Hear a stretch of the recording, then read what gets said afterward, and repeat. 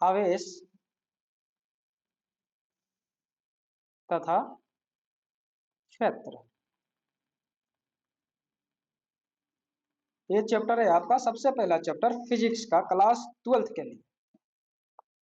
तो वैद्युत आवेश तथा क्षेत्र पढ़ने से पहले आप सबसे पहले ये जान ले कि आवेश क्या होता है। आवेश के बिना आप ना तो वैद्युत आवेश समझेंगे या नहीं तो वैद्युत क्षेत्र समझेंगे, आप कुछ नहीं समझेंगे। और आवेश अगर आपने नहीं पढ़ा तो आप करंट इलेक्ट्रिसिटी भी नहीं समझेंगे और ओवरऑल फिजिक्स ही नहीं समझेंगे। तो कहने का मतलब क्या है, जो आवेश है क्लास 12th के फिजिक्स का, आप ये कह सकते हैं कि हार्ट है, हार्ट, हार्ट, धड़कन, दिल का धड़कन है। उसके बिना काम नहीं चलेगा। अगर आप आवेश के बारे में नहीं जानते हैं तो आप लोग कुछ नहीं जानते। तो सबसे पहला हेडिंग अपना रहेगा यही कि आवेश क्या होता है। गुरुजी बता ही दो, आप ही बता दो, हमें तो पता ही नहीं, लेकिन आपको तो पता होगा, आप बता दो। चलो देखो, आवेश को हम लोग क्यू से नोटेट करेंगे, यानी कि इसका सिंबल जो होगा क्यू होगा। तो आवेश क्या कह सकते हैं, क्या कह सकते हैं, अगर सबसे साधारण भाषा में कहे तो आवेश के वजह से ही किसी पदार्थ के ऊपर आपको वैद्युत बल लगता है। तो आप ये कह सकते हैं कि आवेश वैद्युत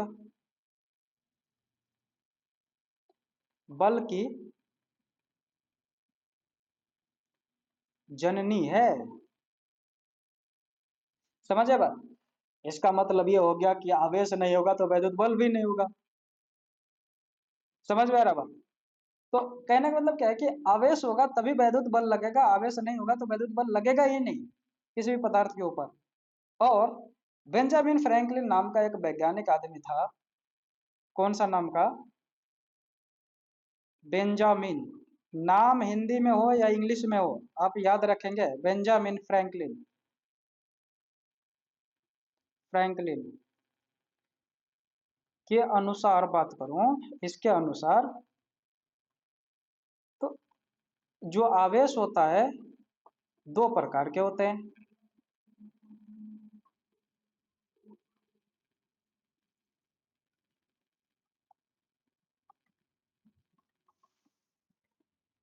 आवेश दो प्रकार के होते हैं। सबसे पहला जो होता है धनात्मक, धनात्मक, धनात्मक, धनात्मक को हम लोग पॉजिटिव बोलते हैं, इसलिए प्लस बी से डिनोट करेंगे। और दूसरा जो है आपका ऋणात्मक, ऋणात्मक को हम लोग नेगेटिव बोलते हैं, इसलिए हम लोग माइनस से माइनस भी ही बोलेंगे। मैं उम्मीद करता हूँ कि आप लोग को इतना समझ में आएगा, आ गया होगा। अगर इतना भी समझ में नहीं आ रहा होगा तो आप ठुल्ले हैं, निकम्मे हैं, नालायक हैं, निठल्ले हैं, इतना मैं बोलूंगा आपको। अच्छा, अगर मैं बात करूं, ये भी समझ लें कि समान आवेश जो होगा, समान आवेश, समान आवेश एक दूसरे के ऊपर, एक दूसरे के ऊपर, यानी कि अगर दो आवेश है तो एक दूसरे के ऊपर, एक दूसरे के ऊपर प्रतिकारक, प्रतिकारक का मतलब होता है रिपेल, रिपल्सिव, रिपल्सिव तथा असमान आवेश, तथा असमान आवेश एक दूसरे,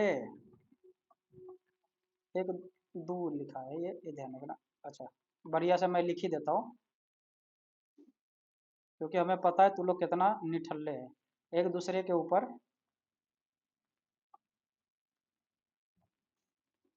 एक दूसरे के ऊपर आकर्षक, आकर्षित बल। आकर्षित बल मतलब होता है कि अट्रैक्टिव। तो मैं ब्रैकेट में लिख देता हूँ अट्रैक्टिव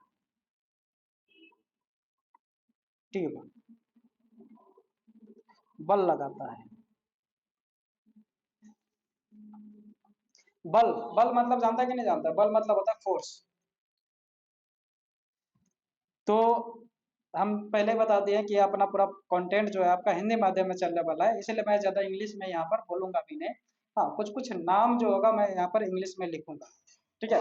क्योंकि आप जानते हैं कि साइंस साइंस में जो है ना पूरा अगर आप हिंदी लिखोगे तो किसी को समझ में भी नहीं आएगा, इसलिए बीच बीच में आपका इंग्लिश का वर्ड देखने को मिलेगा। तो उसके लिए आप लोग अचंभित मत हो जाना, ठीक है? तो हमने क्या बोला कि अगर समान आवेश है तो एक दूसरे के ऊपर प्रतिकारक बल लगाएगा, और अगर असमान आवेश है तो एक दूसरे के ऊपर क्या करेगा, आकर्षक बल लगाएगा। यानी कि समान होगा तो एक दूसरे को रिपेल करेगा, और असमान होगा तो अट्रैक्ट करेगा। तो जैसे कि मैंने यहाँ पर ले लिया दो आवेश जिसका वैल्यू धनात्मक, दोनों का वैल्यू धनात्मक है, तो जानते हैं ये दोनों समान हो गया, तो कौन सा बल लगाएगा, तो ये प्रतिकारक, है ना, प्रतिकारक बल लगाएगा। और यहाँ पर अगर धनात्मक और यहाँ पर एक ऋणात्मक ले लो, यानी कि एक प्लस और एक माइनस ले लो, तो कौन सा बल लगाएगा, तो हम जानते हैं ये तो असमान हो गया, तो असमान होगा तो कौन सा लगाएगा, तो आकर्षक, आकर्षक, आकर्षक। अच्छा, आकर्षक। थोड़ा बहुत आप ये हिंदी का वर्ड देख लेना अपने हिसाब से।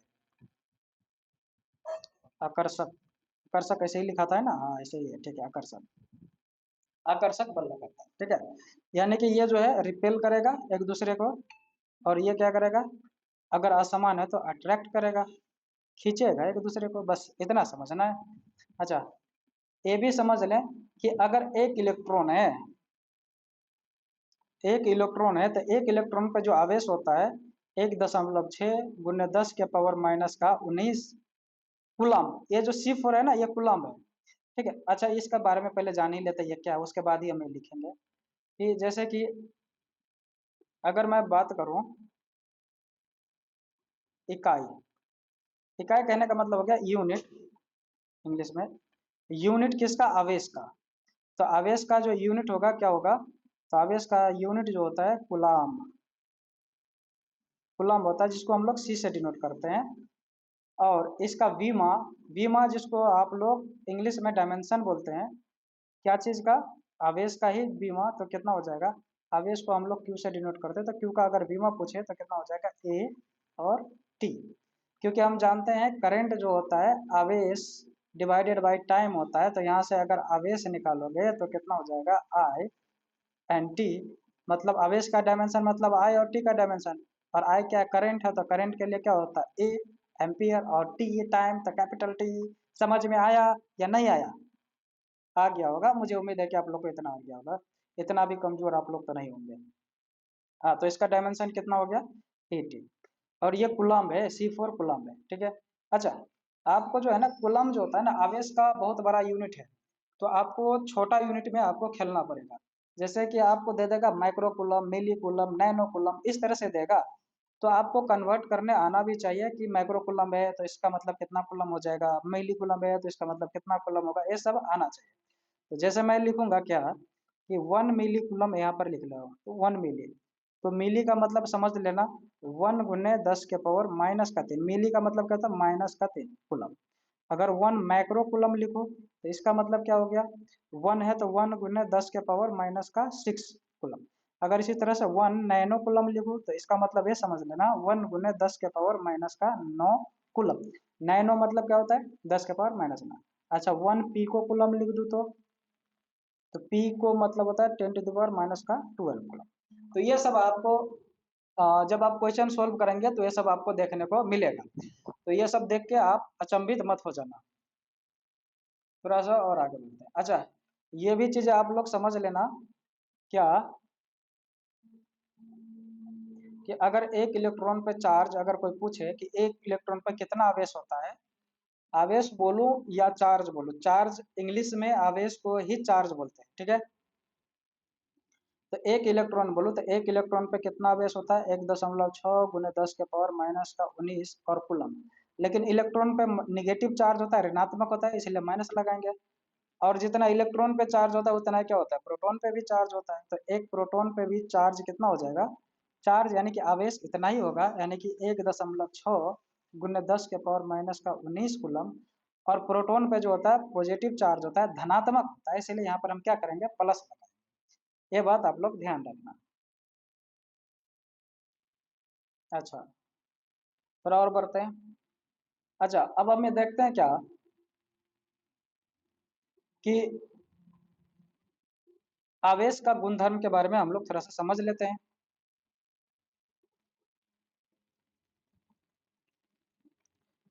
आवेश का गुणधर्म, ये क्वेश्चन आपको बोर्ड में बहुत बार पूछा जाता है। एक आध बार नहीं, बल्कि हजारों बार कह सकते हो आप, हजारों बार, लाखों बार, इतना बार ये क्वेश्चन आता है। आवेश का गुणधर्म के बारे में लिखे, write down the properties of charge, इस तरह से आपका क्वेश्चन आती है। तो आवेश का गुणधर्म के बारे में कैसे लिखोगे, तो देखो इसका 3 गुणधर्म होता है।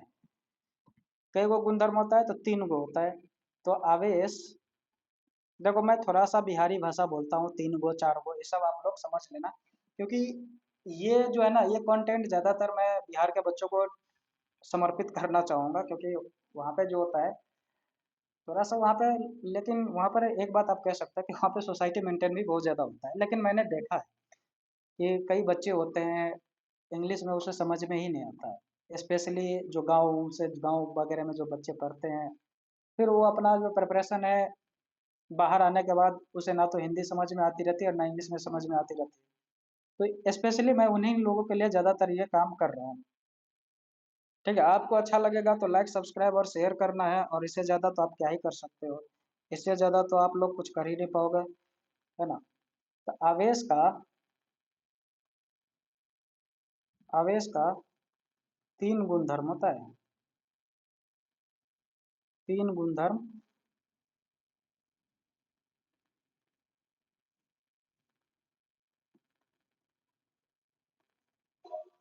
3 गुणधर्म होता है। सबसे पहला, या को बोल सकते हो, सबसे पहला गुणधर्म जो है आपका, मैं ये कहूँगा कि आवेश जो है संरक्षित होते हैं। आवेश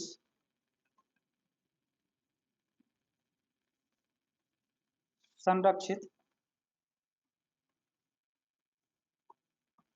होते हैं। आवेश संरक्षित होने का क्या मतलब है, जैसे कि एनर्जी संरक्षित होते हैं, इसका मतलब क्या है, एनर्जी को आप ना तो डिस्ट्रॉय कर सकते हैं, ना तो क्रिएट कर सकते हैं। एनर्जी को आप सिर्फ क्या कर सकते हैं, एक फॉर्म से दूसरे फॉर्म में आप क्या कर सकते हैं, उसको ट्रांसफर कर सकते हैं। उसी तरह से आवेश भी क्या होता है, संरक्षित होता है। आवेश को आप ना तो बढ़ा सकते हैं और ना ही तो घटा सकते हैं। ओवरऑल ये क्या होता है, कंजर्व होता है, संरक्षण होता है, संरक्षित होता है। तो आप ये कह सकते हो, अगर इसको डेफिनेशन के तौर पे परिभाषित करना होगा तो किस तरह से करेंगे, तो आप इस तरह से करेंगे जिस तरह से मैं कर रहा हूँ। चलिए, मैं क्या कर रहा हूँ कि अगर कोई पृथक सिस्टम है, तो किसी भी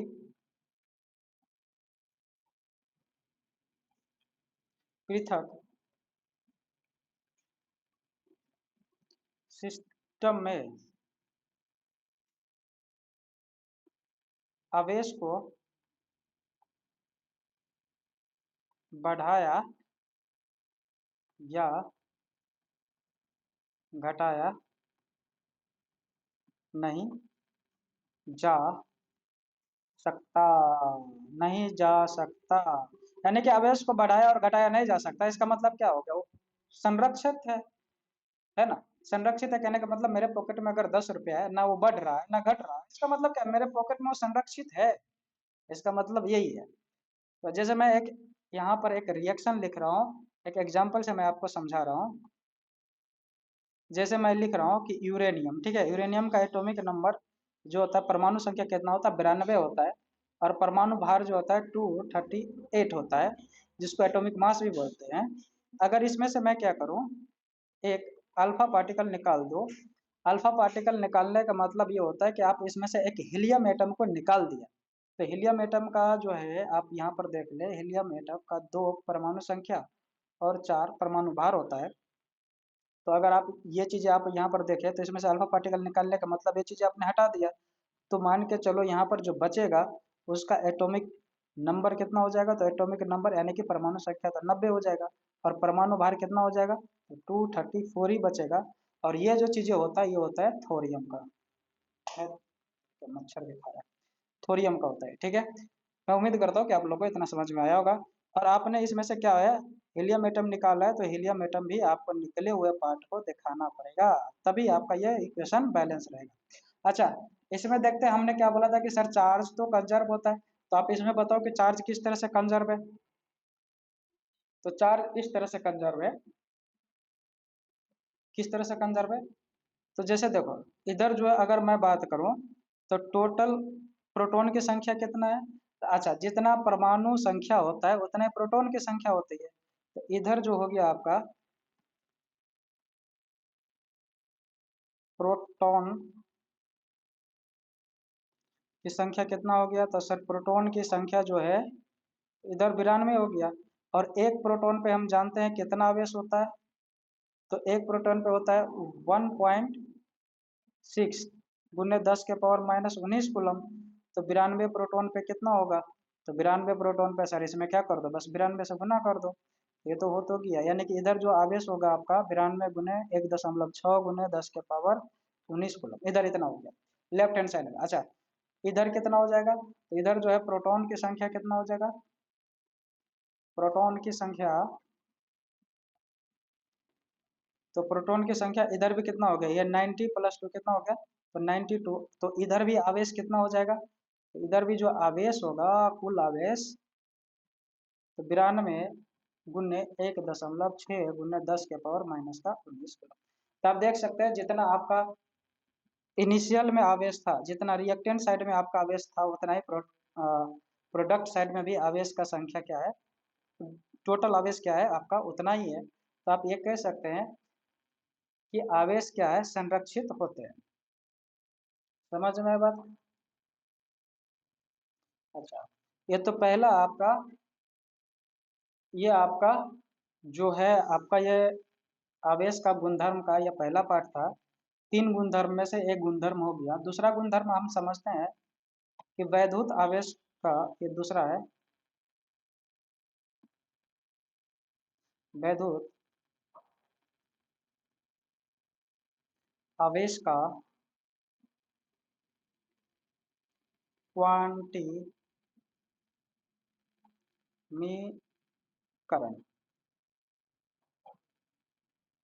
क्वांटीमीकरण का मतलब क्या होता है समझाता हूँ मैं आप लोगों को।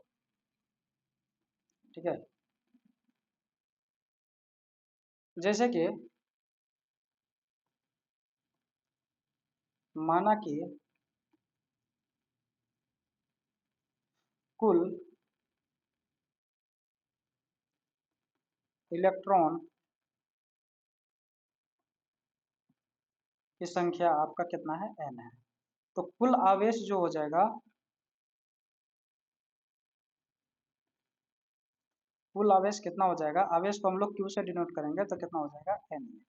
जहाँ पे n जो है आपका n0 होगा, +-1 +-2 +-3 डॉट डॉट डॉट। तो +0 +-1 +-2 +-3, ये क्या है, ये पूर्णांक है या नहीं है, या पूर्ण संख्या है या नहीं है, बिल्कुल है, ये पूर्ण संख्या है। ठीक है, तो आप यहाँ पर जो n जो होगा ना, ये पूर्ण संख्या ही होगा। तो आप कह सकते हैं कि आपका जो इलेक्ट्रॉन दे रखा है, तो आवेश जो होगा, यानी कि अगर मैं लिखूं इस तरह से कि 1e, तो यह क्या वैलिड है या नहीं, ये बिल्कुल सही है। अगर q का वैल्यू मैं लिखूं 2e तो ये भी सही है। q का वैल्यू लिख दूं 3e तो ये भी सही है। अगर मैं q का वैल्यू लिख दूं 3.2e, अब ये देखो n तो क्या होना चाहिए, पूर्णांक होना चाहिए, पूर्ण संख्या होना चाहिए। तो आप यहाँ पर ये देखो, ये पूर्ण संख्या है क्या, नहीं है, ये फ्रैक्शन में आ गया, दशमलव में आ गया। इसका मतलब क्या है, ये वैलिड आपका नहीं है। इसी तरह से अगर मैं बोलूँ, इसी तरह से हम इस तरह से बोले कि 4.6e, क्या ये सही है, तो ये भी सही नहीं है। लेकिन अगर मैं बोल दूं 4.8, क्या ये सही है, 8 कूलम, तो आप ये देख सकते हैं चार्ज का वैल्यू है, तो ये सही है। अगर यहाँ पर ई लगा देते हैं, तो ये ई लगा देते हैं तो आपका ई आपका यहाँ पर वैलिड नहीं होता। जैसे कि अगर आप, मैं यहाँ पर लिख देता 4.8 ई, तो ये गलत है। सी मतलब ये यूनिट है, ये ध्यान रखना। इसका मतलब ये है कि, इसका मतलब ये है कि आपने चार्ज का वैल्यू दे रखा है, और इसका ये मतलब ये है कि आप जो है ना इलेक्ट्रॉन का पैकेट बता रहे हो, यानी कि 4.8 पैकेट। तो 4.8 पैकेट नहीं बल्कि यह पूर्ण पैकेट होना कंपलसरी है। जैसे कि 4 पैकेट या 5 पैकेट होता तो ये आपका सही होता। समझ में आया बात? अब जैसे कि मैं आपको ये चीजें दे दूं, एग्जाम्पल से समझे, कि मैं ये आपसे पूछूं कि क्या ये जो चार्ज का वैल्यू दे रखा हूं मैं 4.8 इंटू 10⁻⁻20 संभव है या नहीं, संभव है या नहीं। तो हम क्या करेंगे, यहाँ से n का वैल्यू निकालेंगे और n का वैल्यू निकालने के बाद अगर n पूर्ण संख्या आ गया इसका मतलब क्या हो जाएगा, ये सही है। अगर n पूर्ण संख्या नहीं आया इसका मतलब क्या है, ये गलत है। तो q बराबर आपको दे रखा कितना, 4.8 इंटू 10⁻⁻20। ठीक है, ये ध्यान रखना, ये कुलम में दे रखा है, इसका यूनिट कुलम होगा। तो q बराबर हम जानते हैं कि ne होता है। ठीक है, तो 4.8 इंटू 10⁻⁻20 और e का वैल्यू कितना होता है, तो n गुने 1.6 गुने 10⁻⁻19 और बराबर में कितना होगा 4.8 गुने 10⁻⁻20। अच्छा, ये 16 या 48 कैंसिल हो जाएगा और ये -19 है और ये 20 है, यानी कि 10⁻⁻1 बचेगा। तो यहाँ से n का वैल्यू कितना हो जाएगा 3 और 10⁻⁻1 यानी कि 3/10 जो कि 0.3 आ गया।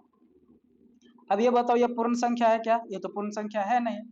तो इसका मतलब ये हुआ कि जो आपका q का वैल्यू जो दे रखा है 4.8 गुने 10⁻⁻20 संभव नहीं है, नहीं है। इसका मतलब ये हो गया कि आपका ये चीज जो दे रखा है ये संभव आपका नहीं है। अगर n का वैल्यू यहाँ पर 3 आ जाता तो वो संभव होता।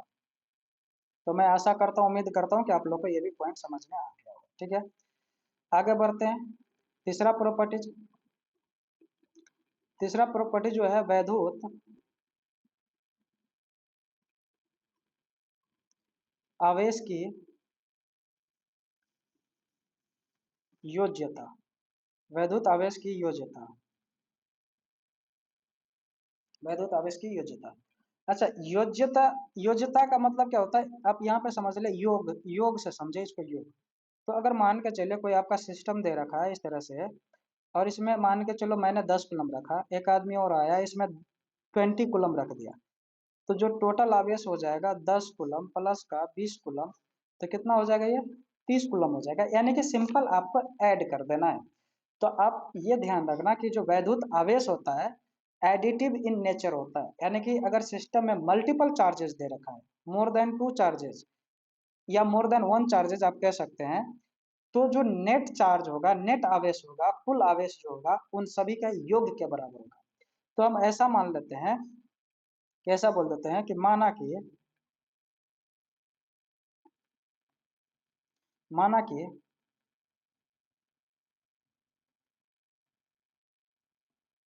N1 इलेक्ट्रॉन की संख्या तथा N2 जो है प्रोटॉन की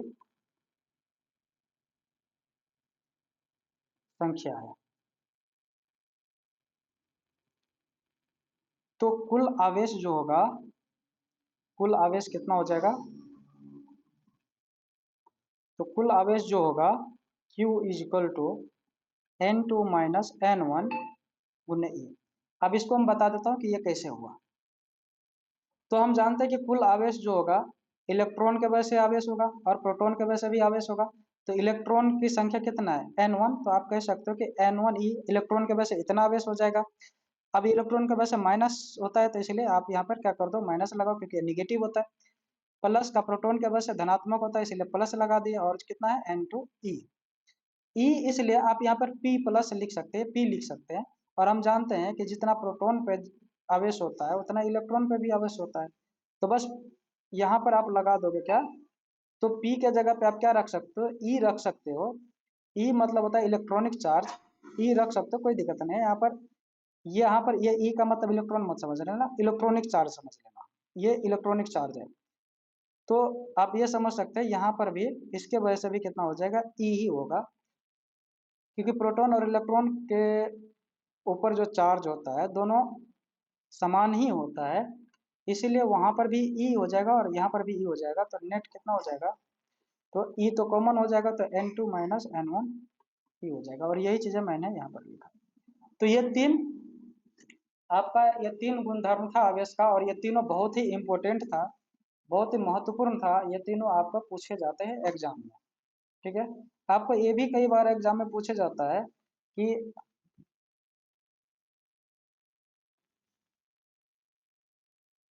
इस तरह से आपका आएगा कि एक कूलम आवेश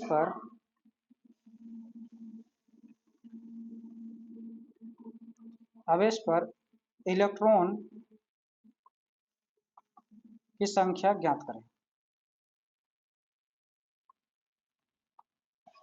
इलेक्ट्रॉन की संख्या ज्ञात, एग्जाम में आपको इस तरह से भी लिखेंगे तो आपको कोई मार्क्स नहीं काटेगा, क्योंकि ये टेक्निकल वर्ड है, साइंस का ये शब्द है। इलेक्ट्रॉन, प्रोटॉन, न्यूट्रॉन, ये सब आप लिख सकते हैं, हिंदी में लिखे चाहे इंग्लिश में लिखे, आपको जो सहूलियत लगे आप लिख सकते हैं।